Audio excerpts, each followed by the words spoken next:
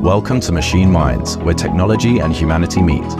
I'm your host, Greg Terrusian, founder of Samson Rose, a recruiting and search business focused on the robotics and AI industries. The Machine Minds show is where we dive deep into the intricate world of robotics and artificial intelligence. As a staffing industry leader with a passion for the frontiers of technology, I'm pleased to be bringing you intimate conversations with the founders, investors, and trailblazers who are at the heart of the AI and robotics revolution. In each episode, we dig into their journeys, the applications of the products they're working on, and the breakthroughs that are shaping our future. Join us as we explore how these machine minds are transforming the way we live, work, and understand our world. Whether you're an entrepreneur, a tech enthusiast, or just curious about this amazing field, you'll learn something new with each episode. Let's delve into the extraordinary. Let's delve into Machine Minds. Hello and welcome to the Machine Minds Show. I'm your host, Greg Terrusian, founder of Samson Rose, a robotics and AI-focused search firm. And on today's episode, we are joined by Larsen Jensen, founder and general partner of Harpoon Ventures. Now, this is going to be a unique perspective and journey into VC, including Olympic achievements, time as a Navy SEAL, and more. So I'm excited to hear all about it. Thanks for being here, Larsen. Thanks for having me, Greg. This is truly an honor and a special day for me. I appreciate it. That means a lot. I've seen some of the stuff you've done. So, well, I've seen some of the stuff you've done, and I'm looking forward to working together more in a variety of ways. So I appreciate you having me on. Me too. Okay, great. Let's jump into it. So, as you know, I know you've heard some of these episodes before, but I love to start with the background of our guests so the listeners can hear more about that. But with you, there's a lot to unpack here. So can we first start with you being an Olympic swimmer, if you like, how you got into that, and then your journey into becoming a Navy SEAL and what drove that transition? Sure. I'll try not to bore you with all of the details, but I'll start with the wave tops, and then we can dive into more substantive information in a bit here. Great. But again, my name is Larsen Jensen. I was a multi-time Olympic medalist in 2004 and 2008. Thereafter, joined the United States Navy and served in the United States Navy SEAL teams. Thereafter, moved up to Silicon Valley and had the fortunate ability to get into venture capital and had the harebrained idea to start our own, where we would invest in the modern era of technology, where it intersected with national security and government use cases, with the overarching thesis being that the modern era of technology was going to impact national security and geopolitics more than any other time in our lifetime. And along the same lines as it impacted the space race back in the 60s and 70s. But within this modern era of technology, utilizing space again, deep technology, robotics, automation, autonomy, artificial intelligence, next generation security, we thought there's going to be a lot to unpack on that side, which I'm sure we'll dive into later in the show. But definitely had a non-traditional path into the venture ecosystem, which I would never have expected years ago when I was a young swimmer growing up on the outskirts of Bakersfield, California. I had a very rural upbringing. My house was literally in the center of 4 different almond orchards. The same could be said with my elementary school. So growing up in my younger years, we'd go out in the orchard and play in the mud, especially in the hot Central California weather during the summertime. And that's ultimately how I became gravitated to the water, was joining my local community swim team when I was in my adolescence, starting year-round swimming when I got to high school. And it wasn't until midway through high school that I truly gained Olympic aspirations. I was dropping a lot of time. I was progressing rather quickly. And I doubled down on my effort and my persistence to invest in myself, obviously in a different context these days being a venture capital investor, but I think the same principles apply. Having a long-term orientation towards a future payoff and putting one foot in front of the other, or in that case, one arm in front of the other, from a swimming training standpoint, to put in the yardage and to put in the hard work that I felt not many people were willing to do. Not being afraid to be the only person in the pool at 5 a.m. when it's cold and uncomfortable outside. I invested in myself, and my teammates and coaches invested in me as well to reach the Olympic podium in 2004, which was in Athens, the birthplace of the modern Olympic Games, which was a tremendous experience and an amazing thing to be at. And I don't know if you'd recall, or many people would recall, but during that Olympic Games, given it was in Athens, Greece, they placed the Olympic wreath on all of our heads during the medal ceremony, which was made out of olive branches. which is a really cool, thing that goes back to the original history of the Olympics. Subsequently trained another 4 years, swam in the '08 Olympic Games, earned a bronze medal there. During the height of my athletic career, I had the American record in the 400, the 800, and the 1500 meter freestyle.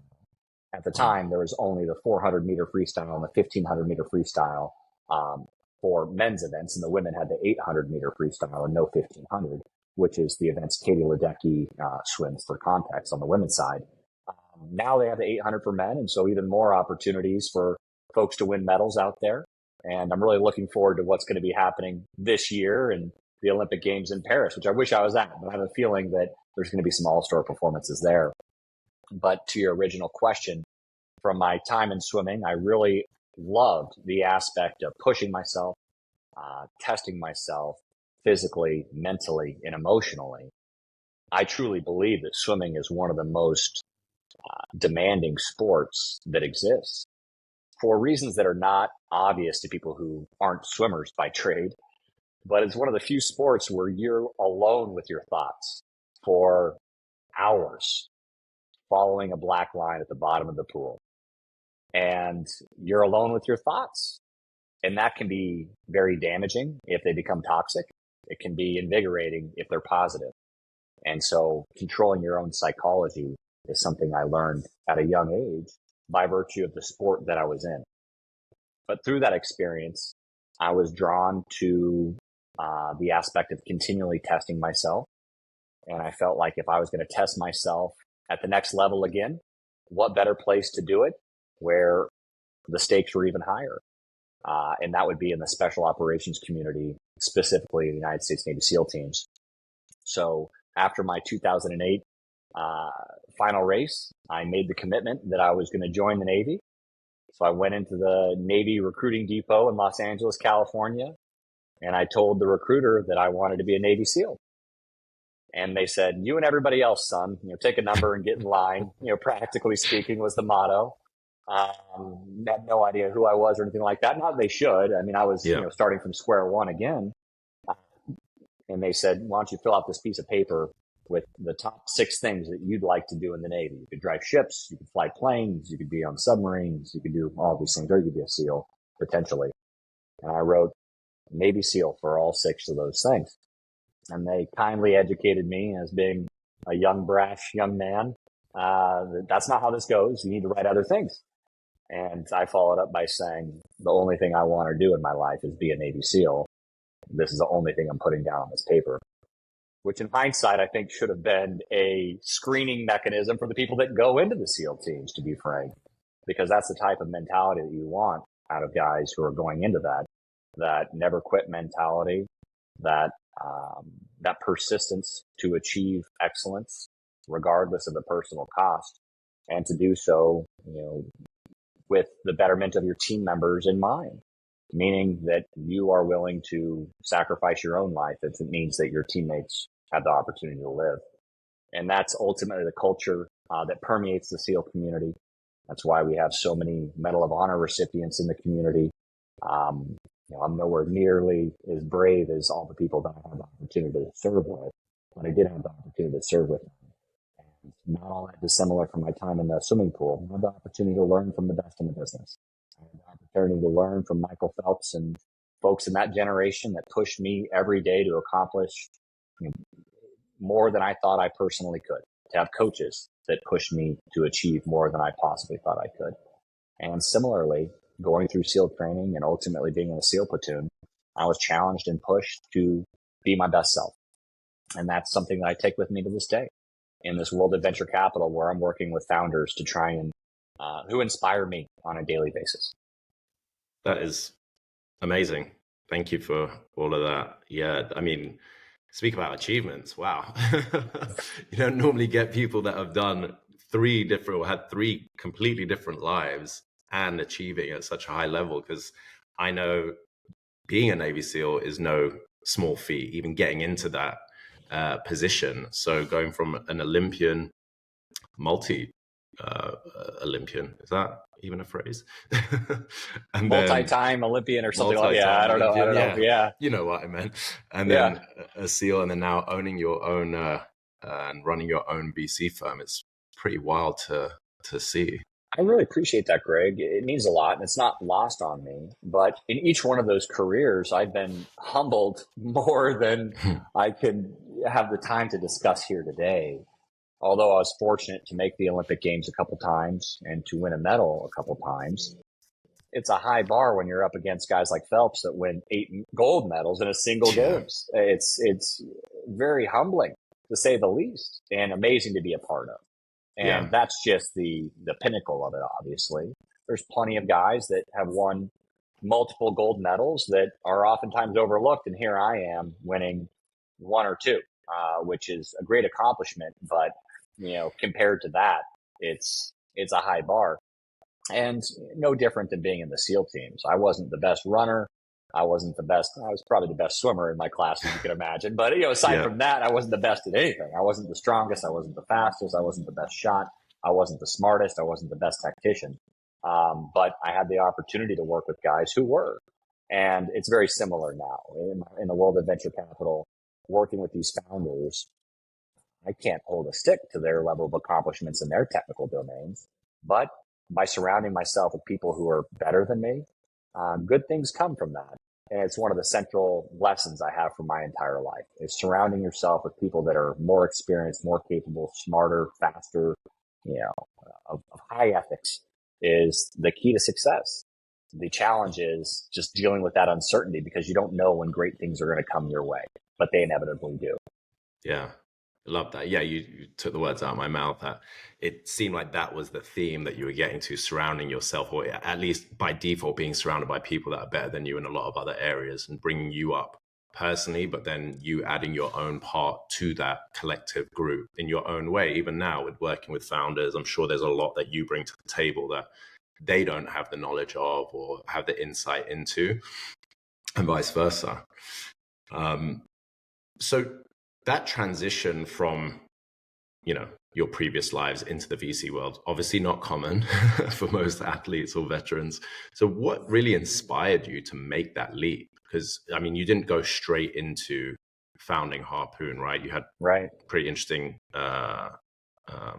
introduction into the VC world, and you got that opportunity as well, which was very unique in itself. I know we spoke offline previously about that. So can you share more of that? And then particularly what drove you into the deep tech space, which you touched on already? Sure. I think the concept of career transitions is a really challenging one. I don't think I would have had the insight and the mentality to make this career transition were it not for my first.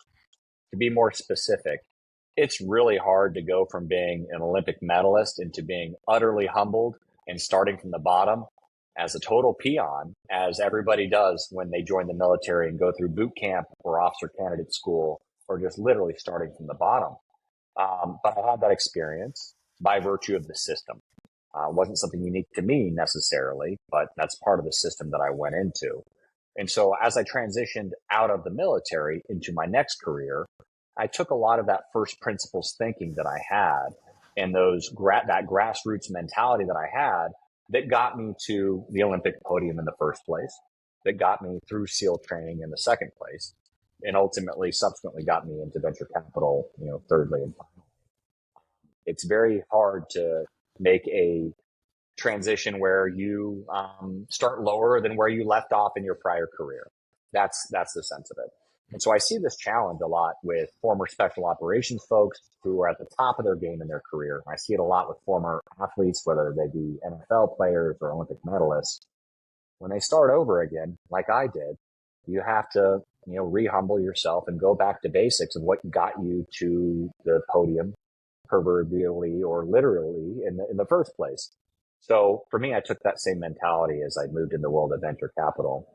And I was fortunate that I had some friends of mine who were serial entrepreneurs who introduced me to a couple name brand venture capital firms. The first of which was the firm Andreessen Horowitz. And I'll never forget taking a similar mentality that I took going into the recruiting office for my SEAL team or to join the SEAL teams, and saying, I don't know if you have an internship. I don't really care if you have an internship. I'll clean the toilets if I get the opportunity to be a fly on the wall here and learn about how you guys think about this business. I'm not sure if that's what got me the opportunity or not, but I think the mentality certainly didn't hurt. And that's what I ended up achieving. I got a call back a month or two later saying, hey, we actually do have an internship program and we'd love for you to be a part of it and to gain some exposure to the industry by being here for the summer. And so that really was the initial domino that fell to help me break into the world of venture capital and emerging technology. All the while, my interest in breaking into the industry was formed by my experience working with deep technology and emerging technology while being in special operations. Pop culture will have you believe that we have Jason Bourne style technology at our fingertips. And there certainly is some very impressive things. I mean, it's semi-true in certain settings. For me, it was not the entire truth, for sure. And I lived this interesting technology dichotomy where we were early adopters to solutions like Palantir that were about as tech forward as you could possibly want. Yeah. They were very innovative and helped replace what previously would take a team of 100 analysts to do in a matter of a month. This could do much quicker than that. On the other hand, we were still using legacy systems, radios, and hardware that were dated as of the early 90s, the first Persian Gulf War. And so I became insatiably curious about why this was the case. I became insatiably frustrated about why this was the case as well. And I thought, how can I get to the root of this as quickly as possible?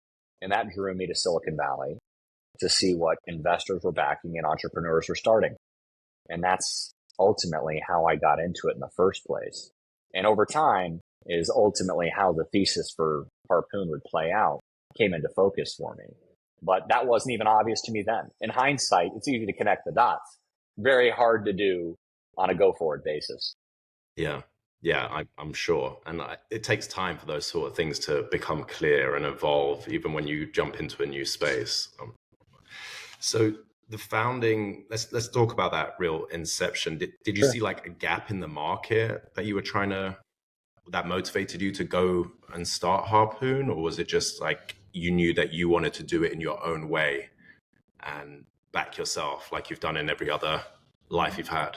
I think it's a little bit of both. I would be lying if I didn't say that it wasn't some part of my own personality of having difficulty with authority, like I did in terms of some coaches that told me in my younger years that I had irrational goals and dreams and hopes. That is a real thing. And, to be frank, I probably did, by any other measure of what these coaches have seen before, have irrational goals. But I don't think life's very fun unless you really shoot for something big. And it doesn't always work out. Like still to this day, a lot of times things don't work out. It is what it is. And the same thing could be said, when I decided to join the military as well. But I think a lot of it is probably confirmation bias, right time, right place. But I had this insatiable curiosity about how the government was procuring next generation technologies and the impact that could have from a national security standpoint, or more broadly, a geopolitical standpoint. And we were investing in these technologies at Andreessen Horowitz and at Lightspeed on the enterprise side of the house. But also we were doing some deep tech companies as well in drone, counter-drone, other autonomous systems and things of that nature. Real-time data, all these areas were really coming together. And with my background in the military, I felt like there was an interesting inflection that was occurring. And I developed this thesis that I mentioned earlier in the show, that the modern era of technology was going to have further reaching national security and geopolitical implications than any other in our lifetime. Again, harking back to the space race of the late 60s, early 70s, I thought that was happening again. And it wasn't just me thinking that in a vacuum. I think it was a combination of my background, having seen it to a lesser extent in the SEAL teams, but seeing that unfold, seeing our national security apparatus reorient towards near peer competition, meaning Russia, China, and others, away from smaller, more regional conflicts. And a lot of the buddies that I previously served with were talking about these things, about their concerns about China's adoption of AI and about how the use cases by an authoritarian system presented challenges for us as a democratic system ourselves. And so I thought inserting ourselves at that nexus would be a really interesting place to play that's authentic to me, and also an opportunity set that I felt was overlooked. And why I felt like it was overlooked was as follows. I saw the technology companies of consequence on the enterprise infrastructure side of the house, the AWS, the CrowdStrike, the Snowflake, the UiPath, the Confluence. All of them had very significant lines of business selling to government, which can be federal, state, and local as well. And so these companies that were transforming how we modernize the Fortune 500 or large scale enterprises were also modernizing the government. But when I talked to early stage founders about that market opportunity, they felt confused. They felt pessimistic. They felt like it wasn't possible, even though I think precedents showed something very different. So when we started this, we thought, and our thesis was, and still is to this day, that there is a technology inflection where the modern era of technology is going to change how the world works. In all the areas that you spend a lot of time, in the deep technology side of the house, with autonomy, robotics, space tech, so on and so forth. Mm-hmm. That is going to change how the world works. You put AI on top of all of that, man, things are going to be a lot different in the next 10 to 20 years from a commercial enterprise perspective and from a national security and governmental perspective. So we decided to start a firm that would operate at the confluence of those things to help invest in those companies and pave the road in front of them to understand the expansion market opportunities that exist with Uncle Sam and where the path to revenue might not be as bad as people think. And so that's what we started to do. Interesting. So why were the founders, why were they confused about that opportunity? Was it just that their eyes weren't open to it, or they didn't think like, at that early stage that they could have an impact at that kind of level?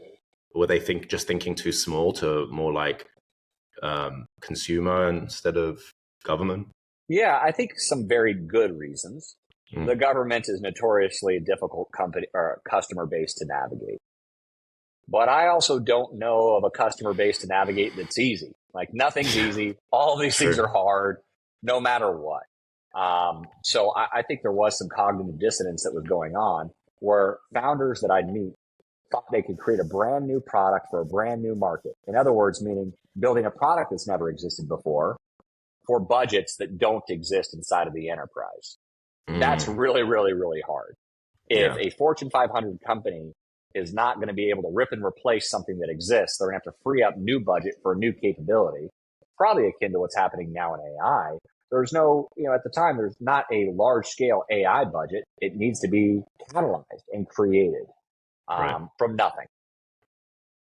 People were so confident, these founders are so confident in building that from nothing. They were not confident in selling into a government that has a line item for AI, as an example, or autonomy, or space telecommunications, where you could actually diligence that pipeline, know when it's coming. Obviously, it has its challenges, it has competitive pressures that are unique to the sector, but they just felt like that was too hard or harder than creating their own new market opportunity, which I think is a little bit of cognitive dissonance in my opinion. But I think they're right in many ways that it is a challenging bespoke market. You need a unique team. You need a unique set of experiences to navigate it. And it's a market where best technology, as I've lived, doesn't necessarily win. Usually in the commercial market, there's obviously a profit motive and incentive. In the government sector, there's not. There's different incentives.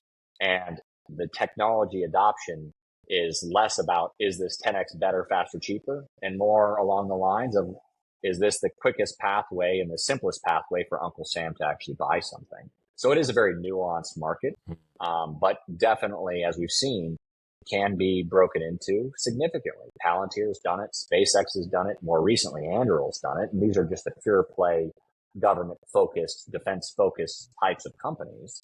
But many others that I enumerated a moment ago have also done it as an expansion market. And so we try to work and invest in both of those types of companies, pure play defense, as well as commercial-oriented companies that have an expansion market with Uncle Sam. Very interesting. Yeah, it sounds like your unique background, it's very much influenced the company's philosophy and strategy and just the way that you do things and also the markets that you go after. So it's great to hear. Thank you. Can you share more about the importance of resilience and adaptability in both the ventures that you look at to invest in as well as with Harpoon? Because it seems to be like a common theme throughout your life. Absolutely. Resilience is probably the most important thing that's helped me personally to get to where I'm at. And I think a message maybe for the listeners here is that when you look at people that have accomplished headline things that are impressive, whether that be large scale IPOs, technology products they built, you really don't see all the failures that have gone through that journey. I failed more days than not in the swimming pool. I lost more races than I won. I had the chance to set records that I failed to set. But I think in the swimming context, I'm only remembered for my highlight achievements, not my lowlights that inevitably happened throughout that career. The same thing could be said for my time in the SEAL teams. And ultimately, the same thing could be said for my time in venture capital and technology investing. It's really interesting to think about when you list off any luminary entrepreneurs or venture capitalists. Do their failures ever come to mind? I think the answer is essentially no. Nobody remembers your failures. They only remember your successes.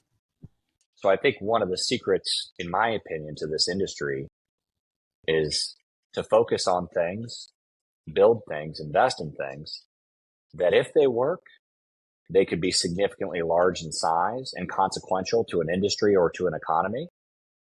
And as long as you're doing that, it's okay to have some losses. It's okay to step up to the plate and miss the ball because nobody's going to remember the times you strike out as long as you hit some out of the park.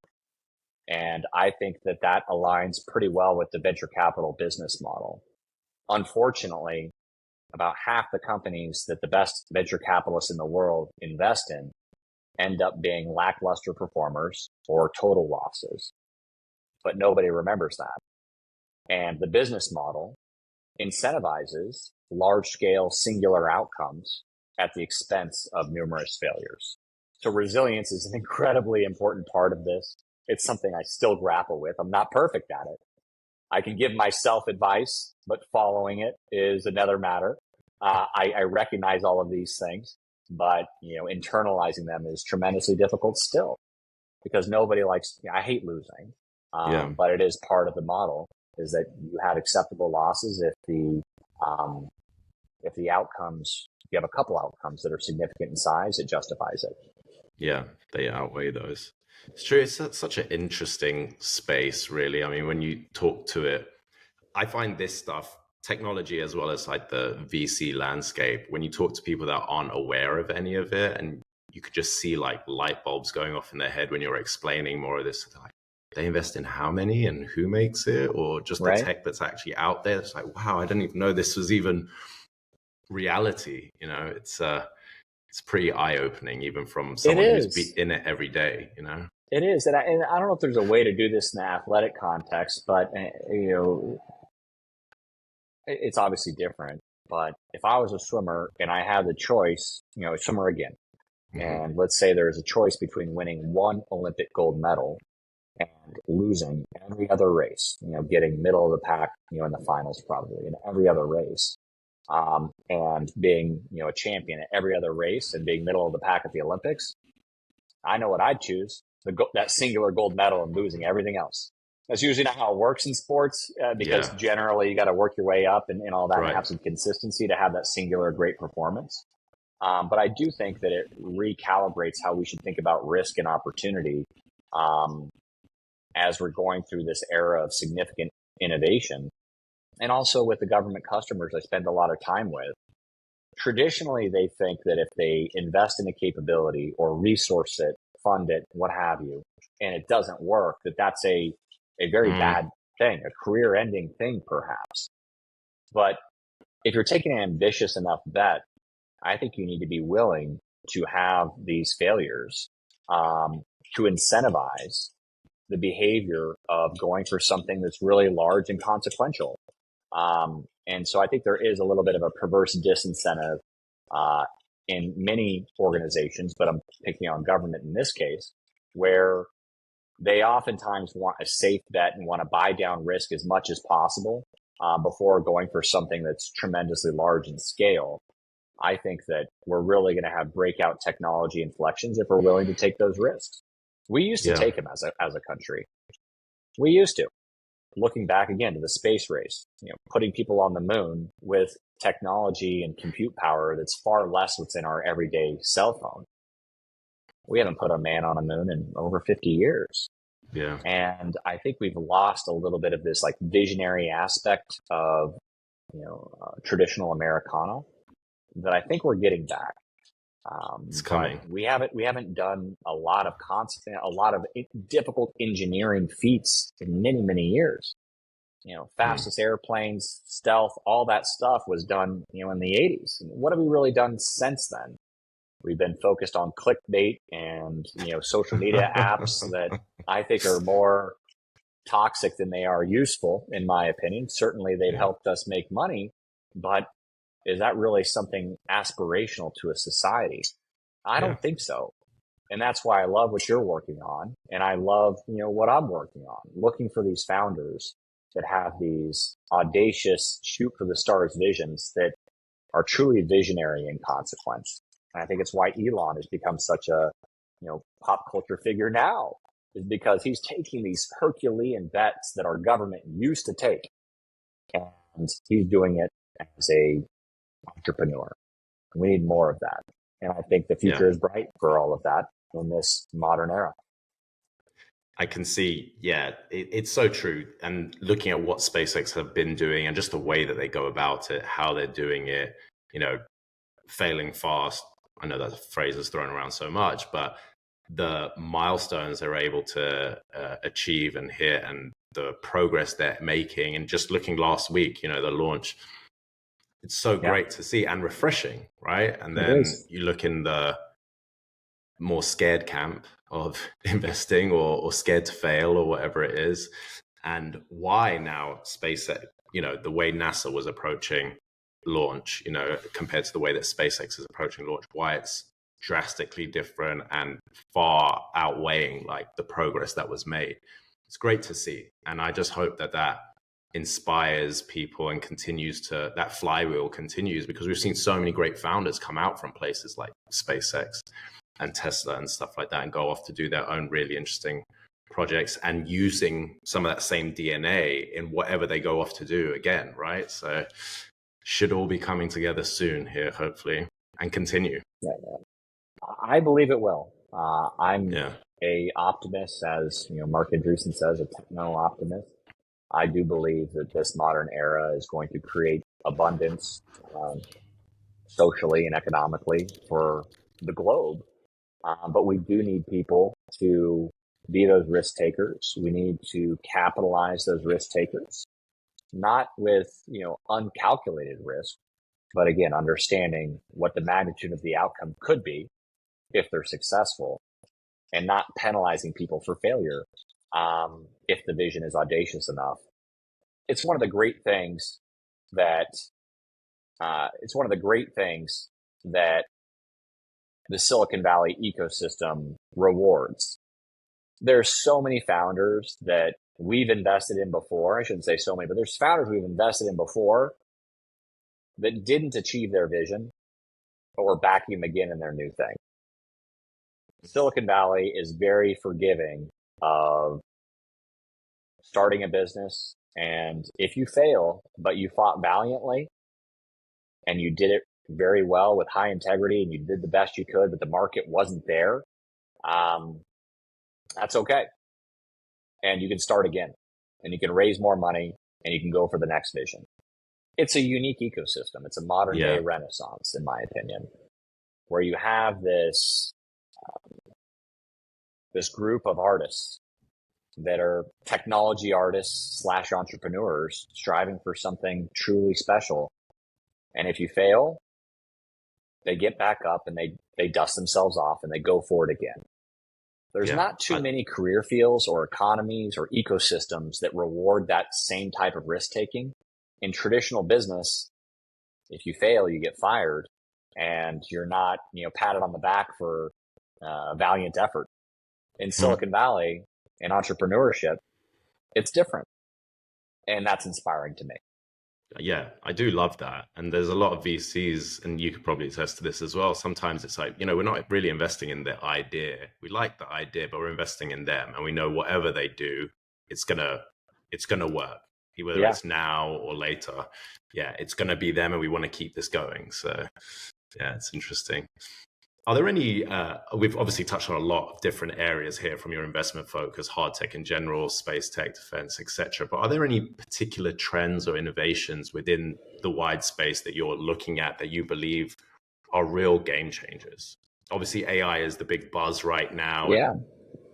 Is it that? I'd say it's too many to enumerate. And perhaps it's the strategy that I was taught to embody from some of my mentors in the space, who think very adamantly that it's not the job of a venture capitalist to impose their view of what the world should have.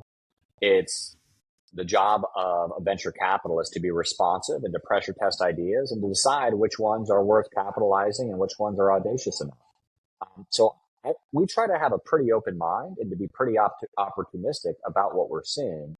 That said, you can trace the talent, and where talent is going is generally where the special things are gonna break out. If the best quality engineer is building in a certain space, usually that's where the game-changing things are going to come from. So right now, with what's happening in AI, is certainly an area of focus for us. We've invested in a number of companies in the space, ranging from LLM infrastructure to AI security, securing AI algorithms from manipulation, fraud, or hacking, for lack of a better term, AI for drug discovery, so on and so forth. Those types of things are really exciting to us, and we've placed our bets in that space. No pun intended. We've also placed a bet in space. We've invested in a rocket propulsion company that dual hats between hypersonics as well as small launch. We've invested in space telecommunications from geostationary orbit in the form of Astronis. We've invested in autonomy companies, ground-based autonomy in the form of Kodiak, that's servicing multiple different verticals, as well as aerial autonomy in the form of Merlin Labs. We've done synthetic biology with Solugen, which is building chemicals much more effectively and efficiently at a fraction of the cost with a carbon negative footprint, which obviously has a lot of tailwinds behind it. So there's a variety of exciting things that are happening. I don't think I'm smart enough and hopefully not arrogant enough to superimpose what I think the world should have. That's the job of the founders, and they're truly the brilliant ones. Our job is to support them and to resource them.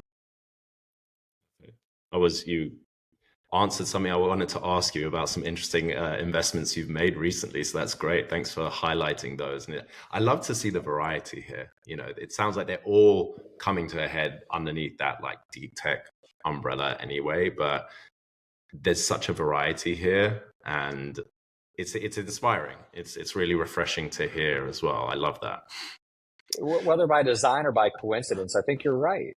I think that you need to have robust enterprise infrastructure and data infrastructure to have machine learning work at scale.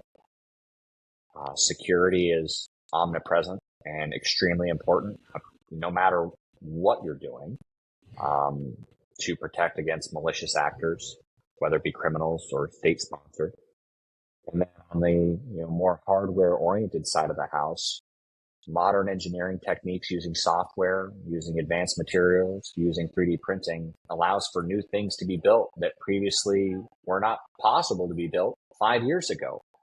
So I do think they all intersect, albeit in some cases loosely. But these are all the trend areas that are going to be of consequence to our society and our economy and our national security on a go forward basis. So to work with founders that are at the center of that, building it, is just a dream come true for me. That's great. Talking about team dynamics, I mean, obviously I come from the recruiting space, right? So I'm always looking at how you structure the team in the right way and who the best players are, and for each stage of a company's growth. And we touched on before, you being in a group that are better than you, whatever it may be in their own areas. So how important is that, or how crucial is that when you're looking at investments, the team dynamic that they have, the success maybe they've already achieved? And we touched on, just investing in a founder, that person, that individual. What do you look at when you're making investments? At a high level, I think all venture capitalists invest in a combination of this, team, product, and market opportunity. I do think that you can almost not worry too much about market or product if you look at the team, because the team should solve for every aspect of this. At the earliest stages of a company's formation, the team is rather small. It's the co-founders. It's a couple people and a concept. And what we're really looking at is domain expertise, visionary founders that have something that's a bold vision that hasn't been done before, and a significant amount of chemistry between them. Because we've had co-founder breakups, we've had that happen inside of our portfolio. We have had many companies that haven't made it to the promised land because of internal politics or disagreements. And so it's nice to see teams that have had work experience and have been through some form of pressure testing previously. I believe that you don't know who you are as an individual unless you've been tested. I've had to test myself in order to know who I am, and still I'm learning about who I am. Really hard to know who your teammates are unless you've been through some form of a crucible with them. You don't know what people are going to be like under fire until you've been under fire with them. And I think that's what's really important. And oftentimes, I think missing with a lot of the teams that we see is founders that have come together because it's convenient. And certainly they're multidisciplinary on paper and they have complementary expertise on paper. But have they worked together in a high consequence, high stress environment previously? I think is something that's underappreciated and under discussed. And it takes a while for these teams to gel and fuse together. And that team risk is a real critical component to our underwriting and how we think about working with a founder and a founding team. You can build that over time. We'd prefer that it came, as a starting point. That's not always the way it goes. Obviously, there's nothing that's ever perfect or optimal. So we need to just understand what those risk areas could be. And our preference, if possible, was a co-founding team that's all worked together to deliver a product previously in a high stress environment so that they know what each other are like when things get difficult, as they inevitably do for any company that's being built.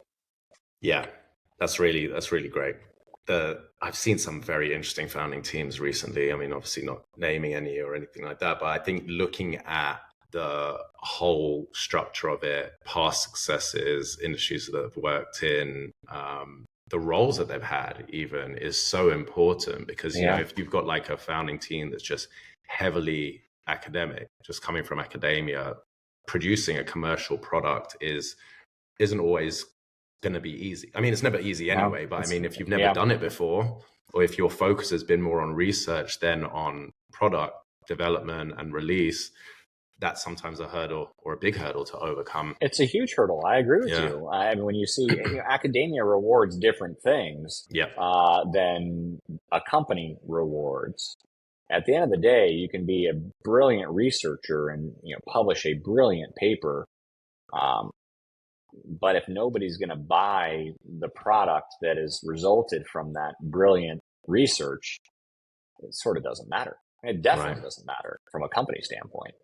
So 100%. Transcending that gap is absolutely critical, and not everybody is capable of it. And oftentimes, we're wrong, the same as they're wrong. We think people are going to buy it, and the data we have suggests that they will, but sometimes they don't. And so you need somebody that can really iterate and not be in love with the technology, but be in love with satisfying the customer that they're selling to. And oftentimes that takes tweaks in the product, refinement in the technology, refinement in the customer base in order to find product market fit. Yeah, so true. How does Harpoon Venture stay ahead of identifying companies, promising startups, and the technologies? There must be so much out there for you to review. It's getting harder and harder every day, for sure. I think we had a little bit of a lull in the market last year. It's probably just a sign of the times when capital's constrained and there's uncertainty. I think there's less people jumping out to start things. So pretty easy, I think, for us to have our arms wrapped around it over the past 2 years, I would say, because just the pace of new starts was less than what we're seeing now. Here in early 2024, the pace of new starts is significant. There's a lot of new exciting things popping up. I think for us, what we've learned to do, and it's definitely a patient game, is to meet people who we think are going to be brilliant founders and who are domain experts in certain areas that are topical well in advance of when they start a company.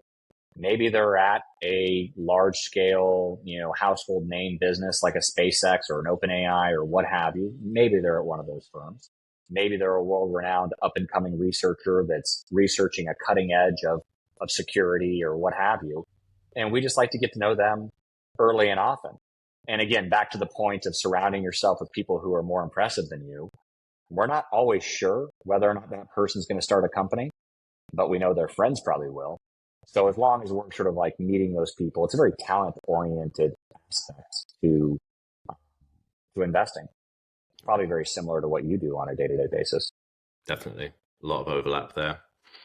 Let's shift gears before we close out here, because I'm conscious of time and I know you're very busy.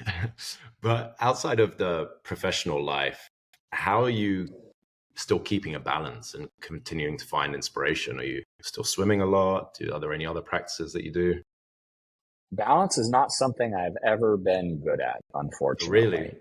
Oh yeah, I've never been good at it. I have this tendency, probably like many entrepreneurs have, to have my work and my passions be all consuming.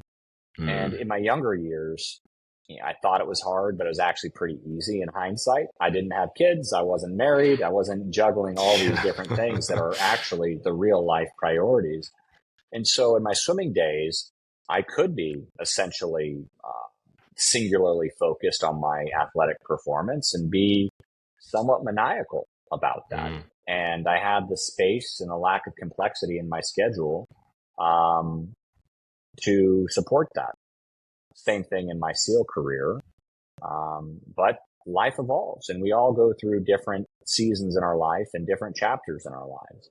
And so one thing I'm actively really trying to work on is being as present of a father and as present of a husband as I possibly can, while also pursuing Harpoon and upholding the standard that we've set for our investors and for our founders. So I wouldn't say that balance is exactly the thing that I succeed at, but I try to pursue each of these things that are important to me with total passion and excitement, whether that be raising my 3 young kids, being the best husband I can, and being the best founder of this venture capital firm that I can. But I don't think balance is anything I've ever been accused of having. I think it's just all out pursuit of being the best I can in each of these domains. But it comes, with trade-offs, because I obviously can't be everywhere all at once, but we do the best we can. And I'm curious to hear how you are balancing things, being in a similar boat. Yeah, it's easier said than done, in all honesty. Similar boat, being a founder, trying to balance being a family man as well. It's not easy. And then trying to stay healthy. I mean, you're an ex-athlete. I'm not. So I bet that's even more of a pull for you, that you used to being so regimented in your exercise. But yeah, that it's sleeping less probably, which isn't ideal, and trying to carve out as much own time as you can, whether that is exercise and meditation, even a stretch here and there. I do love swimming. I used to swim in school, and nothing like you, obviously. I won a few local medals, but it's very meditative. And I love that because like you mentioned before, you're alone in your own thoughts. And I find it very a creative time, but also a very mental clearing time for me. I come out of there very focused. So if I can start a day with that, it's amazing. I agree. A mentor of mine brought up an analogy that I think that works for me. If you think about balance, a lot of people would think about it as if it's a teeter-totter or a seesaw, where you're trying to balance both sides and just keep it there. I don't think that's what life gives you. Sometimes you're up and sometimes you're down on either side of it. And so if like the up is, maybe family in this case and work might be down, but that goes the other way. And so I think it's less important to be just like on an even, to be evenly balanced and just have it like that way all the time, but to realize that sometimes I'm going to be able to spend disproportionately more time with my family. Maybe that's the weekends. And on the other hand, maybe it's going to be disproportionately less during the weekdays where work, is more important during those time frames. So I think it's maybe just the balance is maybe just the pace of the seesaw and having a good rhythm down more than it's to have something that's truly, balancing on an axis. And being okay with that, that's the main thing. Yeah. So for aspiring entrepreneurs, innovators, anyone listening right now that is interested in this field or starting their own company, what advice would you give them, especially looking through the VC lens? There's an old adage out there that it's just as hard to start something small as it is to start something big. And so I would say if you're going to start something, make sure it's of a worthy enough consequence, something that's ambitious enough. And it's okay if it seems crazy, because ultimately large goals get funded better than small goals. And I would say also having the humility to know if you truly have a world-class team that's ready to build the product or service in question, and if you have something that's not quite world-class. And I think it's okay if you're a founder that has people that, I think it's great actually if you're a founder that recognizes that. Go and recruit the world-class people that you need and put them around you, and go after something that's truly audacious. I think that would be my recommendation and my thoughts. And I don't always follow my own advice. Easier to give it than to follow it. But that's what we try to do. Perfect. Thank you. Thank you for sharing that. Lastly, where can the listeners learn more about yourself, Harpoon Ventures, and keep in touch with your latest progress, investments, insights, things like that? Our website, harpoon.vc, as in Victor Charlie, or on our LinkedIn. So easy guy to find on either of those places, and would love to hear from folks who are building the next great thing. Perfect. Thanks a lot. Thanks again, Larsen. I know we're at time, but I just want to say I appreciate you carving out some time for this, sharing your very unique background and insights here, and I'm sure the listeners are going to get a lot from this. It means a lot, Greg. Thanks for having me today.